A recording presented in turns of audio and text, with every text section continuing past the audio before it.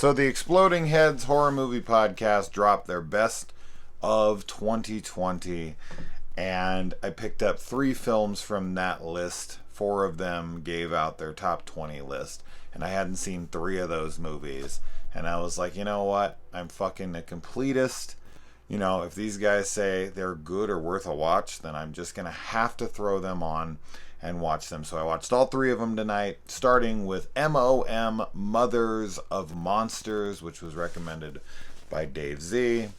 And this is a found footage style film, which makes sense because Dave is such a big found footage fan. And it is about a woman basically documenting proof that her son is a psychopath. No one believes her.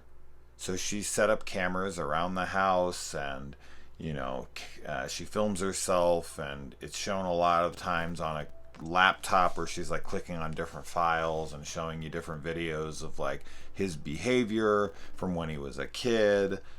We get little flashbacks of when he was a kid, and then how he treats her in front of people, and how he treats her. Well, I shouldn't say how he treats her in front of people, but how he is in front of other people, and how he is when no one else can see him. And then we even get some interactions with him and his friends, and how he acts with them. The concept behind this is great, and very scary, because if you're a parent, having an evil child has got to be one of the scariest things imaginable.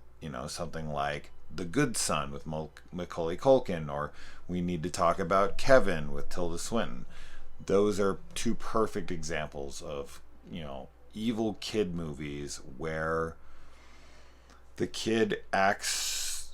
It really is that question of like nurture versus nature. Like, is it my fault, or did they have this predisposition, or both, or whatever?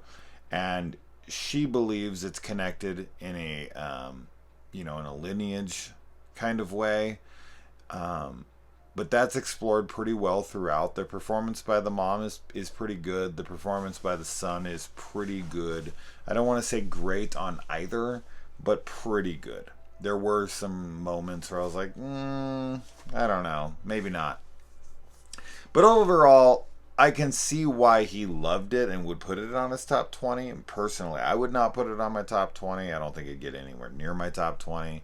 I did like it, though. I did quite enjoy it. I'm glad that I watched it. I don't know if I needed to watch it now because I'm trying to get my list done, but I wanted to be the completist and make sure like I'd watched everything that was worth watching, and this was worth watching. It really mostly just focuses on the mom documenting this and her talking to the camera and trying to basically not only plead with us, the audience, but also to relate to other mothers who are dealing with this. Hence the title, Mothers of Monsters. She's kind of documenting this for other mothers and kind of calling them out like, hey, stop hiding it. We need to call out, even though we love our kids. And that's another thing this movie plays with a lot, is like how it's so hard to detach from the love of your child, even if you know they're a fucking monster.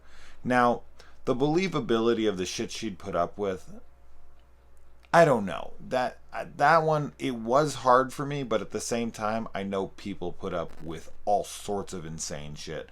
So, but because she's already kind of very privy to all of this and hyper aware and whatnot, I guess it really just comes down to her love for the kid. Anyways, I'm not here to talk about spoilers. I just mean, I want to talk about the elements that are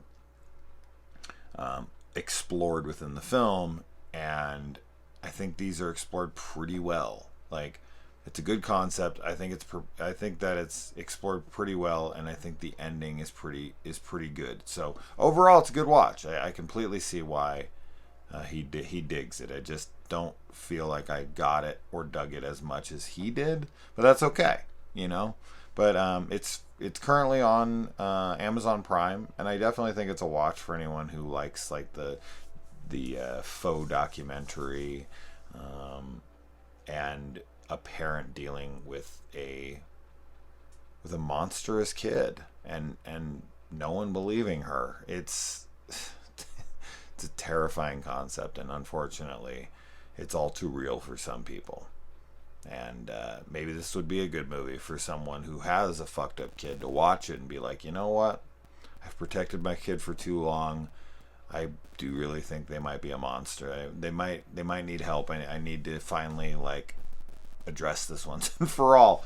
So I have no signs have been shown in my kids of any kinds of malicious intent or psychotic behavior. So, yay for that. But women typically don't exhibit signs like that much. You don't get a lot of female serial killers and people like that. So I think I'm safe, but you never know. So I'll keep my eye out.